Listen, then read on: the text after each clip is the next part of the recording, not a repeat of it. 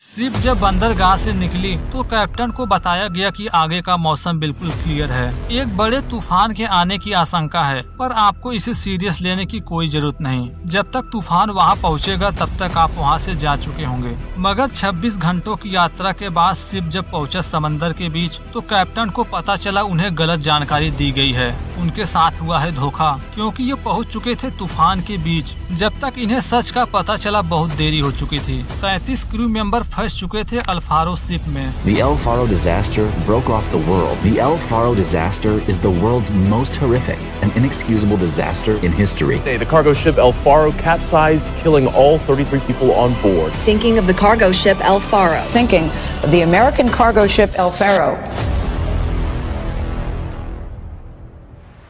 Story की शुरुआत हुई आज से मात्र 9 साल पहले 29 सितंबर 2015 को। ये प्लेस है यूएस का जैक्स एनवेल। सुबह 6 बजे एक अमेरिकन कार्गो शिप एसएस अल फारो अपनी 2 दिनों की यात्रा की तैयारी कर रही है। ये जहाज करीब 141 मीटर लंबा था, जिसमें लोड किया गया है 341 शिपिंग कंटेनर्स तथा 294 कार्स। क्रू में कैप्टन माइकल डेविडसन के साथ बाकी 32 लोग और शामिल थे। टोटल 33 लोग आज इस सफर का हिस्सा रहेंगे। कैप्टन को इस तरह के सफर का करीब 24 सालों का एक्सपीरियंस है, यानी माइकल थे काफी एक्सपीरियंस। ये शिप यहाँ से जाने वाली थी सैन जुआन। इस तरह लोडिंग कंप्लीट होने के बाद शिप सुबह 8:10 पर डिपार्ट हुई। आज पूरे दिन का सफर बिल्कुल ठीक ठाक था। इस टाइम शिप जिस रूट को फॉलो करने वाले थी वहाँ तूफान वगैरह बिल्कुल नाम मात्र के होंगे। जाने से पहले इन्हें एक बड़े तूफान के बारे में अगवा किया गया है, पर इन्हें ज्यादा परेशान होने की जरूरत नहीं थी, क्योंकि वह तूफान इनके रास्ते से होगा कई 100 मील दूर।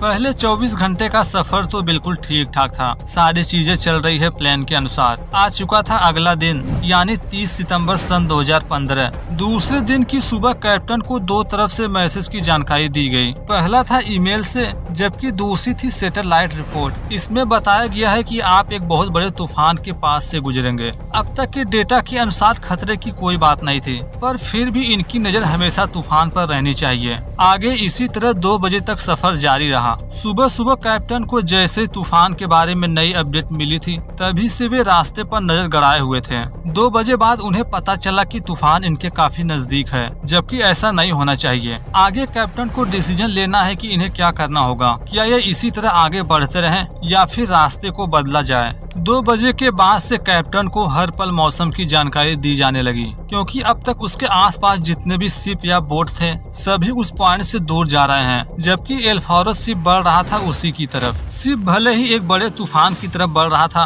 पर कैप्टन एक ही चीज सोचकर परेशान थे कि अभी सुबह हमें बताया गया कि हम तूफान से मीलों दूर हैं, फिर हम तूफान के इतने करीब पहुँचे कैसे। अभी के लिए जो भी हो, मगर दूसरी साथी डरने लगी। कैप्टन से पूछती है कि अब हमें किस दिशा में जाना होगा। देरी किए बगैर कैप्टन कहते हैं कि शिप को दक्षिण पश्चिम की ओर ले जाया जाए। कैप्टन जैसे ही कंट्रोल रूम की तरफ बढ़े, उनकी दूसरी साथी डेनियल रेंडॉल्फ अपनी मां को ईमेल के जरिए इन्फॉर्म की कि हम एक बड़े तूफान की तरफ बढ़ रहे हैं। हम अक्सर देखते रहते हैं कि रोड पर चलने वाले व्हीकल को टर्न लेने में ज्यादा समय नहीं लगता। वे इस प्रोसेस को कुछ ही सेकंड में पूरा कर लेते हैं, मगर जब यही सिचुएशन शिप के साथ हो तो उसे टर्न लेने में घंटों का समय लगता है। आगे चलकर ऐसा ही शिप के साथ भी होने वाला था। कैप्टन के आदेश पर शिप सीधा जाने की बजाय दक्षिण की ओर टर्न ली। इसी तरह ये पूरे दिन तूफान से दूर होने के प्रयास में लगे रहे।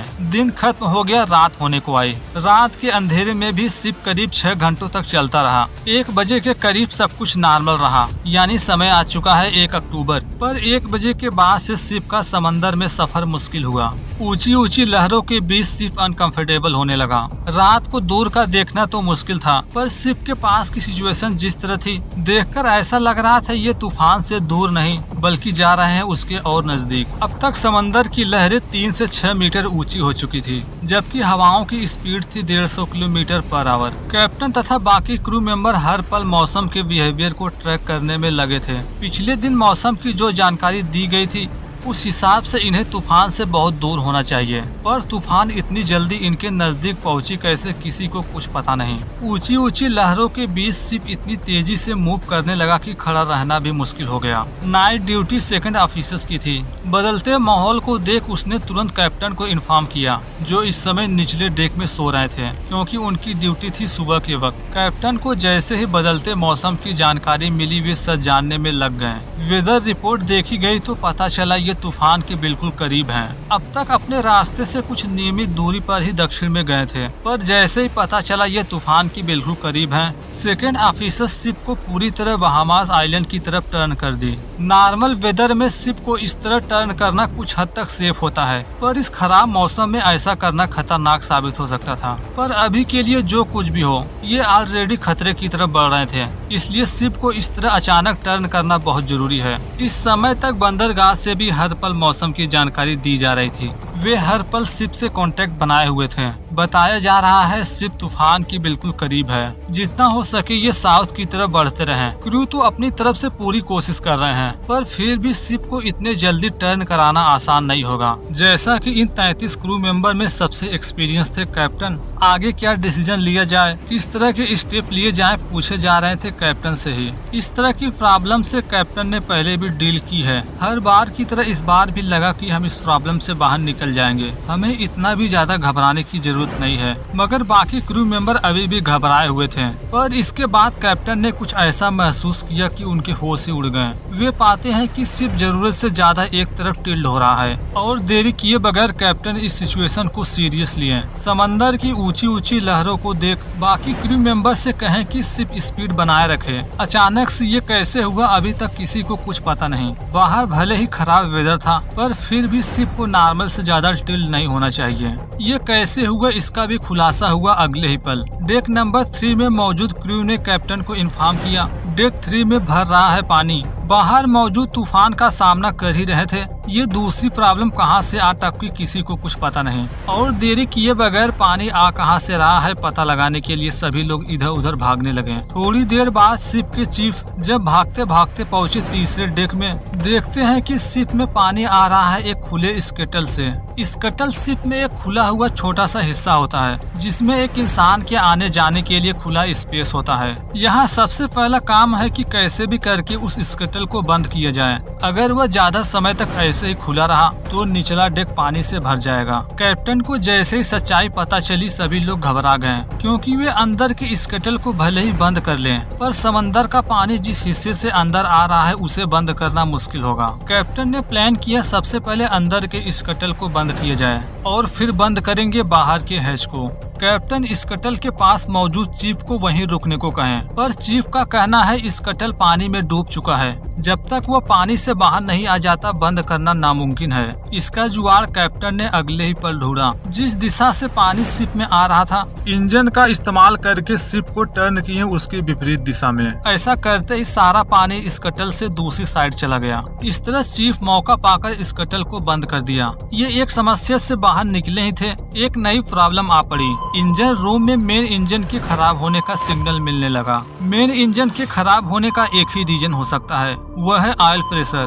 बीच समंदर में पहुंचकर शिप के इंजन के साथ ये जो कुछ भी हो रहा है, इसकी शुरुआत यहाँ पहुंचकर नहीं हुई थी। गलती शुरू हुई थी इसके यहाँ से निकलने से पहले ही। दरअसल डेक पर जब सभी व्हीकल को लोड किया जा रहा था, डेक पर कारों को वेल्डेड फास्टरों से बांधना चाहिए था, पर उस पंक्ति के एक भी कार को वेल्डेड से बांधा ही नहीं गया, बल्कि कार्गो होल्ड को बांधा गया था 2 बड़े चैन से। ऐसा करना बिल्कुल सेफ नहीं था, क्योंकि दोनों चैन को कितना ही टाइट कर दिया जाए फिर भी वह मूव करेगी, वह भी तब जब उसमें कई सारे कार्स बांधे गए हो, क्योंकि यही कड़ी आगे चलकर इंजन की खराब होने का रीजन बनेगी। जैसा कि सिर्फ 2 चैन से बंधे होने के कारण यह अनस्टेबल था, इसलिए जब समंदर की ऊंची ऊंची लहरें शिप को हिला रही थी तो उसी के साथ सभी कार्स भी हिल रही थी। इसी दौरान जब एक तरफ ज्यादा लोड हुआ तो शिप टिल्ड होने लगी। शिप इतना ज्यादा टिल्ड हो गया कि समंदर का पानी पहुंच गया तीसरे डेक तक, जहां पर एक हैच सही से बंद नहीं था। उसी के माध्यम से पानी भरने लगा अंदर अंदर। अब तक बाकी क्रू को भी पता चल चुका था कि शिप में भर रहा है पानी। सच जानने के लिए चीफ भागा तीसरे डेक की तरफ। उसके बाद कैप्टन ने जैसा करने को कहा उसने किया वैसा ही।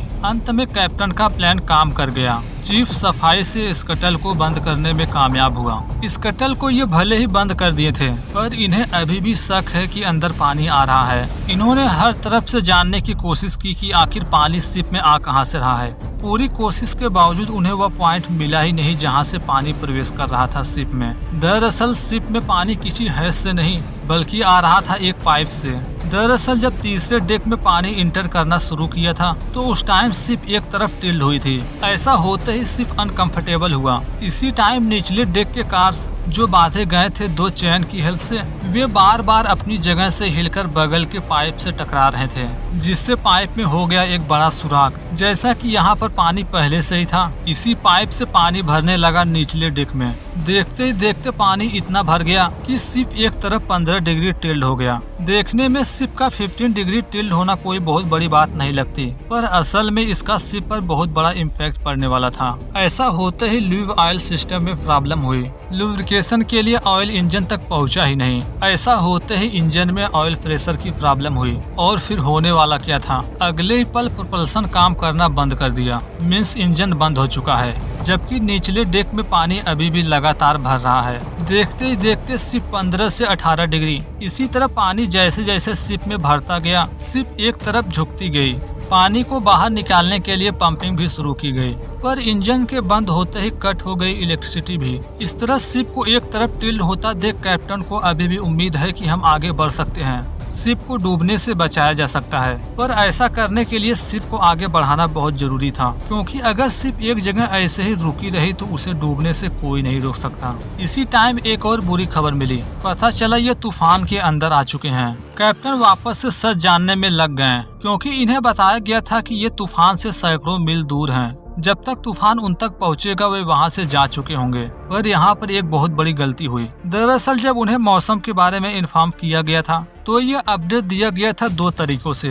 पहला ईमेल से, जबकि दूसरा था सैटेलाइट रिपोर्ट से। ईमेल में मौसम के बारे में जो जानकारी दी गई थी वह था करीब 6 घंटों पुराना, जबकि जो सैटेलाइट रिपोर्ट था वह था बिल्कुल एक्यूरेट। पर यहाँ कैप्टन ने सिर्फ ईमेल को ही पढ़ा, क्योंकि सैटेलाइट रिपोर्ट की तुलना में ईमेल को पढ़ना आसान था। इसी छोटी गलती की वजह से कैप्टन को पता चला कि तूफान हमसे सैकड़ों मील दूर है, पर असल में तूफान था काफी करीब। अब तक जो भी गलतियां हुई कैप्टन उसे भूलकर कैसे भी करके इंजन को स्टार्ट करना चाहते हैं ताकि लोगों को बचाया जा सके। पर असल में इनके पास अब ज्यादा समय नहीं है, क्योंकि शिप जैसे जैसे एक तरफ टिल्ड हो रही है, समंदर के पानी का लेवल पहुंच चुका था तीसरे डेप्थ तक, जहां एक हैच पहले से खुला है। अब वहां से भी पानी आने लगा अंदर। इस तरह अब कैप्टन के पास मेडे मेडे का कॉल करने की सिवाय दूसरा कोई रास्ता नहीं है। वे कोस्ट गार्ड से हेल्प मांगते हैं कि अब हम शिप को डूबने से नहीं बचा सकते। कंटिन्यू शिप में पानी भरता गया। इमरजेंसी का कॉल करने के बाद भी ऑयल प्रेशर को ठीक करके इंजन को रीस्टार्ट करने की प्लानिंग में लगे थे।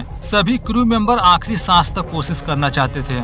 इंजन को रीस्टार्ट करके जीवित बचने की जो इनकी आखिरी उम्मीद थी, पूरी कोशिश के बावजूद भी वह पूरी नहीं हो पाई। 33 लोगों के साथ शिप समंदर की आगोश में सो गया। इसी टाइम कोस्ट गार्ड को आखिरी सिग्नल मिला था। इस टाइम बज रहे थे सुबह के 7:30, यानी ये जो कुछ भी हुआ 1 अक्टूबर की रात 1 बजे से लेकर सुबह के 7 बजे के बीच हुआ। इसके बाद से शिप से कई बार कांटेक्ट बनाने की कोशिश की गई। स्टार्टिंग में इन्हें लगा कि खराब वेदर की वजह से शायद हम कांटेक्ट नहीं बना पा रहे हैं, क्योंकि शिप में जब पहली बार पानी भरना शुरू हुआ तो उसे रोकने में कामयाब हुए थे। ये जानकारी कोस्ट गार्ड तक भी पहुंची थी, इसलिए उन्हें अभी तक उम्मीद नहीं था कि शिप के साथ कुछ बुरा हुआ होगा। पहले दिन तक तो सिर्फ इंतजार किया गया, पर जब 24 घंटे कंप्लीट हो गए, समय आ गया 2 अक्टूबर, तो ऐसे कंडीशन में शिप को मिसिंग घोषित कर दिया गया। इसके बाद यूनाइटेड स्टेट कोस्ट गार्ड द्वारा खोज शुरू हुई। 1 महीने की कड़ी मेहनत के बाद 1 नवंबर को एक पनडुब्बी उस डूबे हुए मलबे तक पहुंचा। शिप समंदर के बेस से था 4 से 5 किलोमीटर नीचे समंदर तल पर।